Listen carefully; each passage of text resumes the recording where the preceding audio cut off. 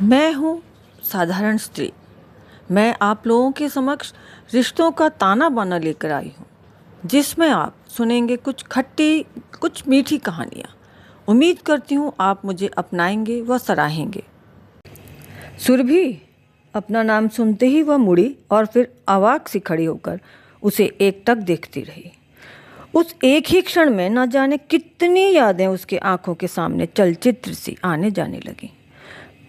फिर अचकचा के बोली, अरे सौरभ, तुम यहाँ? पूछना तो बहुत कुछ चाहती थी पर शब्द ही नहीं बन रहे थे। तभी सौरभ बोला, हाँ, किसी काम से तुम्हारे शहर आना हुआ। उसने तुम्हारे शहर पर इतना जोर देकर बोला कि सुरभि का मन अंदर तक सिसकियां लेने लगा। सुरभि सौरभ के तुम्हारे शहर पर जोर देकर बोलने पर अतीत में पहुंच गई। नहीं सौरभ, मैं इस शहर को छोड़कर तुम्हारे साथ नहीं जा सकती। वह अपनी बात पूरी भी न कर पाई थी कि सौरभ गुस्से में पलट कर चला गया। वह उस पार्क के बेंच में ठगी सी बैठे उसे जाते देखती रही। उसने सौरभ को रोकना भी चाहा था, पर जवानी के जोश और उमंगों से भरा सौरभ ने कब सुरभि को कुछ कहने और बोलने या अपनी बात रखने का मौका दिया था। वह बहुत देर तक यूं ही उस बेंच पर अकेली बैठी रही। यह सोचती रही, माँ पापा को छोड़कर वो कैसे जा सकती है। माना हर माता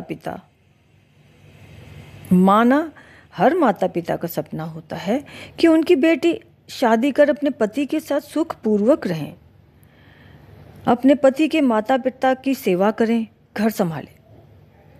पर यह सोचते सोचते सुरभि की आंखें नम हो गईं। वह क्यों अपने माता पिता को छोड़कर सौरभ के साथ नहीं जा पा रही है।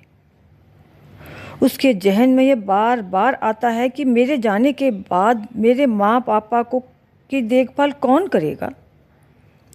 यह सोचते ही उसका मन कसैला सा हो गया। क्यों लड़कियों को अपना घर छोड़कर जाना पड़ता है? क्यों कभी कोई यह नहीं कहता कि मैं तुम्हारे घर आकर रहूँगा? न जाने ऐसे कितने ही सवाल उसके दिमाग में घूमने लगे। माता पिता तो सबके एक जैसे ही तो होते हैं, फिर कोई क्यों आगे बढ़कर लड़की के माता पिता को अपने साथ चलने को नहीं बोलता? तभी उसका फ़ोन बज उठा। उसने फ़ौरन फ़ोन उठाया।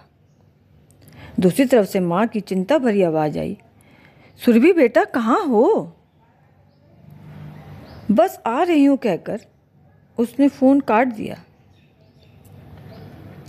उसने समय देखा तो रात के 8 बजने वाले थे। वह अपने सवालों में इतना खो गई थी कि उसे समय का आभास ही नहीं हुआ। उसने फ़ौरन अपना पर्स उठाया और घर को चल पड़ी। घर पहुंचकर माँ ने सुरभि को देखते ही बोला, अरे बेटा सुरभि, क्या हुआ? इतनी उदास हो? सौरभ ने कुछ कहा क्या बेटा? माँ इतना बोलकर चुप हो गई और मेरी तरफ देखने लगी। माँओं को कैसे पता चल जाता है? भगवान ने उन्हें मन पढ़ लेने की जादुई कला देकर धरती पर भेजा है क्या? वह तुरंत ही बोली, नहीं माँ, आज ऑफिस में बहुत काम था, सो थक गई हूँ। पर मुझे पता है माँ मेरे इस जवाब से संतुष्ट नहीं हो पाई थी। उनके माथे में उभर आई लकीरों से यह साफ दिख रहा था। परंतु मैं तेजी से अपने कमरे की तरफ बढ़ गई। पीछे से माँ की आवाज़ आई, बेटा, आज तेरे पसंद की भरवा भिंडी बनाई है, जल्दी से आ जा।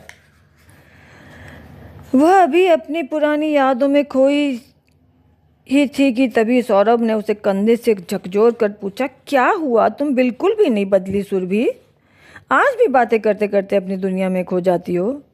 उसने पलट कर देखा तो सौरभ उसे सवालिया नज़रों से देख रहा था। वह अतीत से लौट आई। वह बोलना चाह रही थी कि ये शहर तो कभी हम दोनों का हुआ करता था ना। तुम ही इस शहर को और मुझे छोड़कर अपने सपनों को पूरा करने के लिए दिल्ली चले गए थे। पर सुरभि चुप ही रही। फिर धीरे से बुझे मन से बोली, अकेले आए हो? उसने अपनी बात जानबूझकर पूरी नहीं की। सौरभ बोला, अकेले मतलब? सुरभि सर झुकाए पैरों से मिट्टी कुरेदती रही, पर कोई उत्तर नहीं दिया। सौरभ ने ही चुप्पी तोड़कर पूछा, आंटी अंकल कैसे हैं?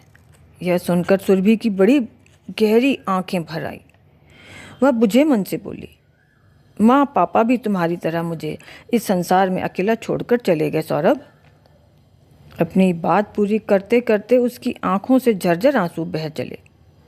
उसका मन हुआ कि वह जाकर सौरभ के गले लग जाए, पर वह ऐसा चाहकर भी नहीं कर पाई। सौरभ उसे इस हाल में देखकर उसके बहुत करीब आकर बोला, तुमने मुझे बताना भी जरूरी नहीं समझा? कैसे बता दी? सुरभि बोली, तुमने तो मुझसे वह अधिकार छीन कर सीमा को दे दिया था। यह सुनते ही सौरभ उसे अपनी ओर खींचते हुए बोला, नहीं ऐसा नहीं था। तुमसे दूर जाने के बाद मुझे एहसास हुआ कि मैंने क्या पाने के लिए तुम्हें खो दिया। वह सब तो मैं तुम्हारे साथ रहकर भी पा सकता था। मुझे यह एहसास हुआ तो मैंने एक दिन तुम्हारे घर फ़ोन लगाया था। तुम्हारे पापा ने फ़ोन उठाया था। वह बड़े ही कड़क लहजे में बोले थे, सुरभि ने तुम्हारे बिना जीना सीख लिया है, अब तुम क्या चाहते हो?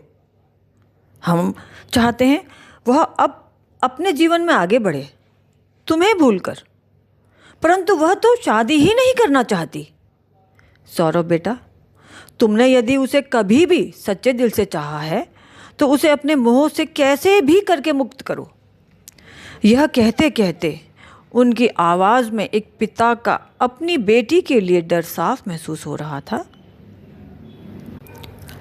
उस रात मैं तुम्हें याद करके बहुत रोया, परंतु उसी रात एक पिता की पीड़ा मेरे प्रेम से जीत गई सुरभि, और मैंने कुलदीप के हाथों एक नकली शादी का कार्ड तुम तक पहुंचा दिया।